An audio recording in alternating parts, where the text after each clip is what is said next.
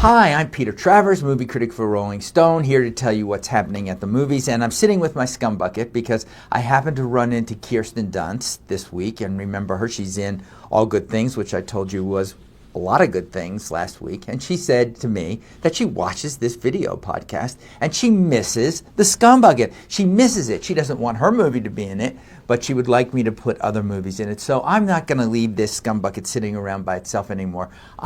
I have it here with me right away, and I'm going to put a movie in it that I never expected to put in it, and that would be called The Tourist.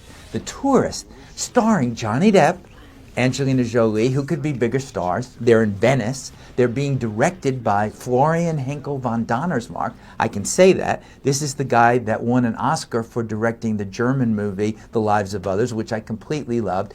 And every one of them sucks. Everything about this movie sucks. It's like they built a beautiful castle and didn't have anything to put in it. And the acting they do, it looks like somebody that got told they won a trip to Venice and decided when they were on the plane they needed to get their rest, so they took too many Ambien. So they act in this movie like they're underwater, like they're, I'm not going to say anymore. Everybody can make mistakes, but sorry Johnny Depp, sorry Angelina Jolie, you're in the bucket. You're in the bucket of scum. Kirsten, are you happy? Scum bucket's gone. Now I tell you good news about the movies. There is a film called The Fighter, which stars Mark Wahlberg as Irish Mickey Ward. He was a light welterweight out of Lowell, Massachusetts, and he had a brother named Dickie Eklund, who was a guy who was so good that he was able to stand his ground with Sugar Ray Leonard.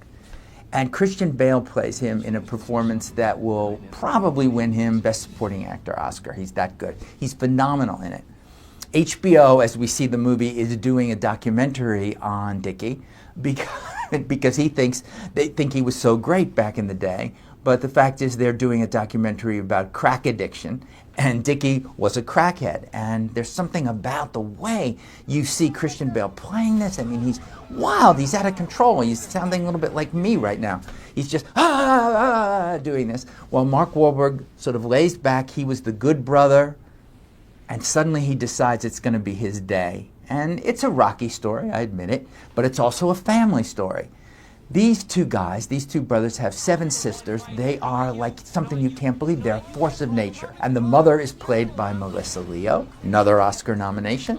The girlfriend that Mark Wahlberg has, who's a bartender, tough talking like that, played by Amy Adams, who's always playing nuns or princesses. Also Academy Award time. This is that kind of movie. David O. Russell gives it so much energy. The fight scenes in this movie are kind of amazing because they're shot in the way HBO, when you see fights on HBO, they have that bright lighting and they have everything like that going for them. Wahlberg is really in shape to do it. Christian Bale plays his guy in the ring. He's his guy in the corner man. The fights are visceral and wonderful, but so is the family stuff, because the battle that Mickey Ward has is trying to rise above his family, trying to say, I'm my own man. I think we're going to hear about this when the Oscar nominations come out for Best Picture.